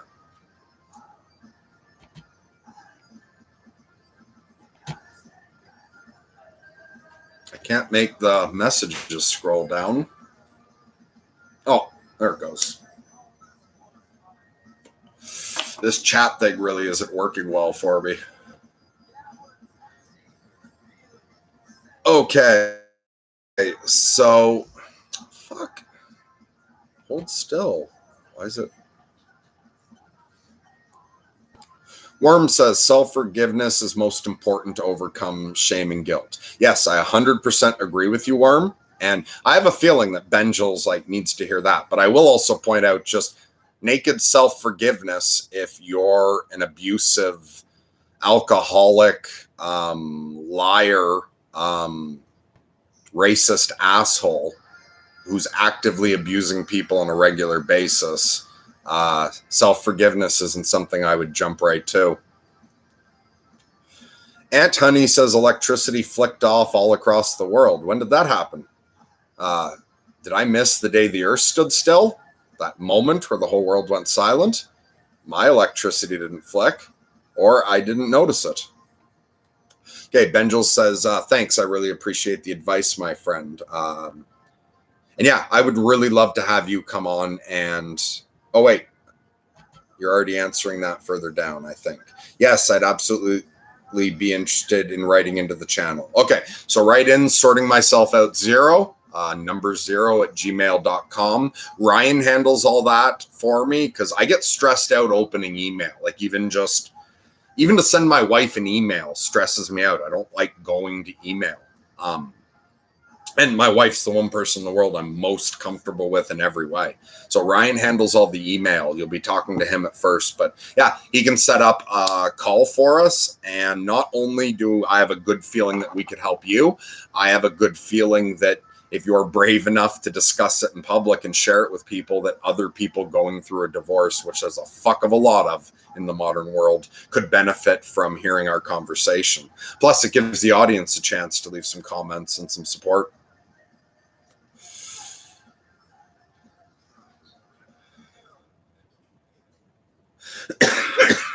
And Cerber V says, well, this is about them not having kids and getting divorced. Well, Benjels, that's really fortunate in a twisted way. At least your divorce won't influence the lives of some poor innocent kiddos. Yeah, I agree with that this is great for you. But at the same time, there are people who get a divorce and the children are a blessing. So for some people, it will be thank God we had kids, and that it still works out good for both the separated parents and all the kids. But also for some people, it's thank God we didn't have kids. And I felt that way. And I get a feeling, I had a strong feeling that was your situation, that you're one of those, thank God we didn't have kids. But like with everything, the exact opposite can be true. It can be, oh, thank God we did have kids.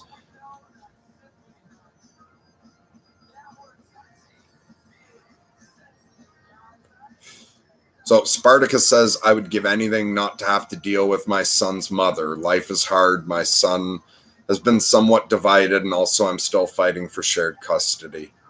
Yes, what Merck said is great. Okay, I'm sorry, Spartacus, for you that there's been so much difficulty. And I mean, some people can get divorced and end up being friends, like genuinely, ultimately. But some people get divorced, and yeah, you don't want to hear from that person ever again.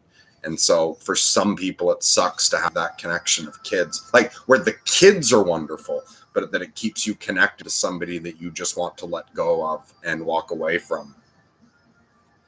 I'm really sorry you're dealing with this, Spartacus, and the same as with everyone else. If you'd ever like to come on and discuss things with us, we'd be happy to talk to you. Okay, so Levi says the bird learned to do that through morphic resonance. Haha. Grizz says, half hope bird perches on coyote. Nolan says, freeing birds from ashes, very symbolic. Yeah, that's funny. And it's the top of my chimney. There is like a cover that goes on it that had gotten knocked off. And although even when you have the cover on, birds can get in because it's not like, it doesn't seal it. It's a cover to block the rain coming down the chimney. So there's a big gap they can climb through. But last summer, the cover wasn't on all summer. It's not on right now. But last summer, all year, only one bird came in. So far this spring already, since like I've stopped having fires at all, 4 birds have already come down. And whatever fucking bird is in there now still has not come out of the stove. I opened the stove door. So I think it's in the part in between, like, yeah, it's still trying to find its way down around one thing to get out. I can still hear it scratching in there. And so far, every other bird has flown out really quickly, except the other day, one bird, I had the doors open, and the bird came out of the stove, flew right by the first open door, flew through this room, turned, went upstairs, and it took me like over half an hour to get that bird to finally go back downstairs and out of the house. But I don't know why the fuck so many birds are coming down my chimney into my had this. Or even like my parents have the exact same style stove. They never get birds coming down that often. For some reason, birds are loving climbing down into my wood stove this year.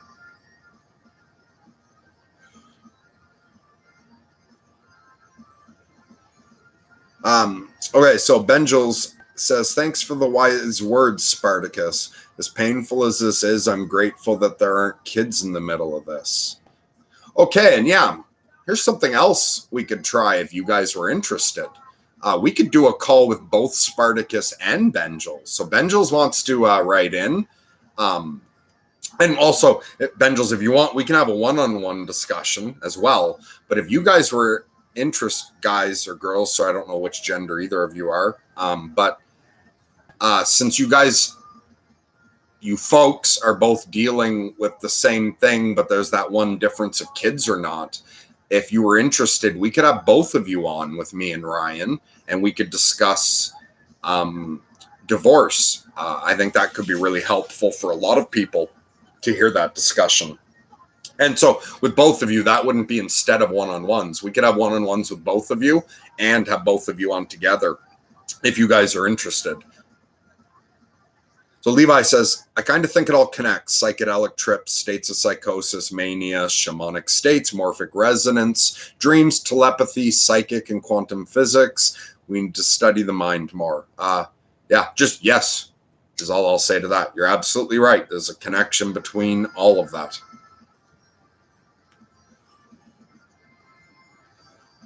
And Boy Meets Wart said to Nolan, ha ha ha, that's hilarious, man. Yeah, you're absolutely right. I never saw that symbolism of the birds coming in. I'd been wondering why so many were, but it's like this spring, there is just a constant flood of birds wanting to climb down into those ashes and then have me release them back out into the world. Cyber V says, well, if bird's still in the stove, that's a free lunch, right? I don't think that bird's worth eating. Anything that's going to fit down the stove won't have a whole lot of meat on it. Also, it's not that kind of stove. It's not a cooking stove. It's a wood stove. It's basically just a big metal box that I fill full of wood. And that's how I keep, again, more shamanic way of keeping your house warm than a lot of people in the modern world. Throughout the winter, I do have a bit more of that connection to the cycle of nature, in that my daily schedule involves bringing in wood and maintaining a fire throughout the winter. Now, Spartacus says, it's okay. The hardest thing is missing my boy because she's withholding access. Sorry to hear that. Yeah, this stream has been an awesome surprise. I'm subscribed to too many channels.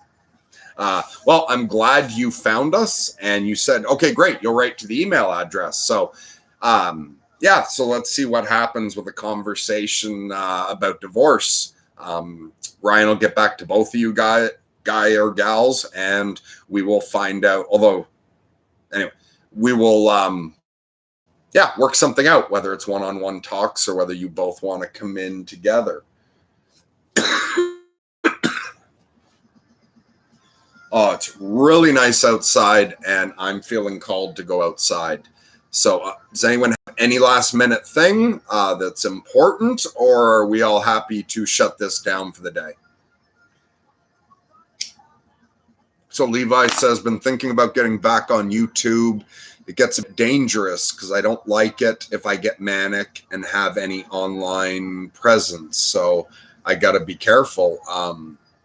I would love to hear your thoughts on that, because I have also been wondering how this channel is going to be for me once I am in the peak of mania. So if you've been on YouTube before and gotten off because of some dangers, perhaps you could give me some advice. This is my first time doing it. Like, other than everything you guys, I did those few podcasts back when Andrew did it, and I did a couple things on Ryan's other channel. Other than that, taking over this channel is all I've ever done. So if you ever want to have a talk about why you stopped doing YouTube, why you're thinking about doing it again, what the dangers you are see in it, and in particular, I would benefit from a discussion of how doing YouTube affects mania.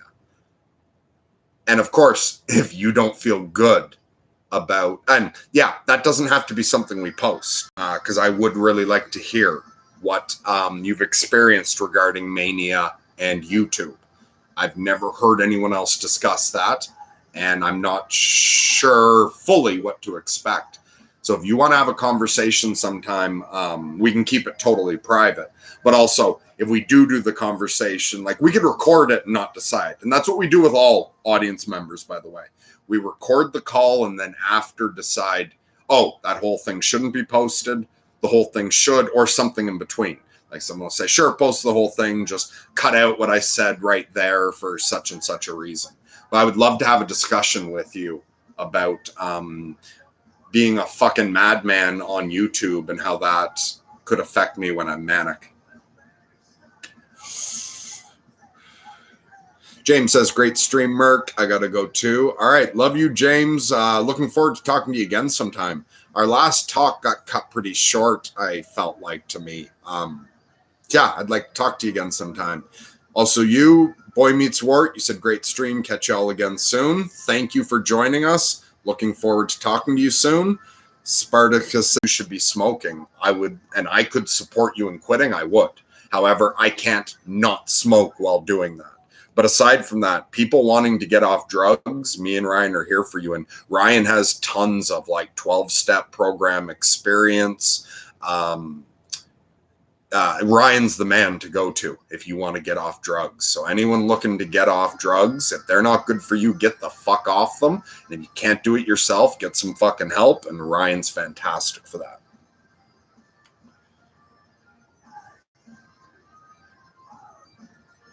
Okay, and so Cerber V says to Spartacus, not that late in Belgium. The sun is still up. Fucking awesome. We have someone from Belgium here. You know what? I'm going to ask that some other stream. Where's everybody from? That's awesome to hear people are from all over the place. Okay, and so I think I caught up to everyone there. These last couple are talking to each other. So thank you all for right, and I had done this. I forgot why this started. I did this just to show everyone that, like, hey, I'm great today. And anytime I go on and post a video in a bad mood, nobody worry about me. I can get through that shit. And it's all just passing weather. However, the weather today is fucking beautiful. Let's all enjoy our day or evening or morning as much as we can. And anyone who can't, who's depressed, that's okay too. I wish you a peaceful, restful depression. I love you all. We'll talk again sometime soon.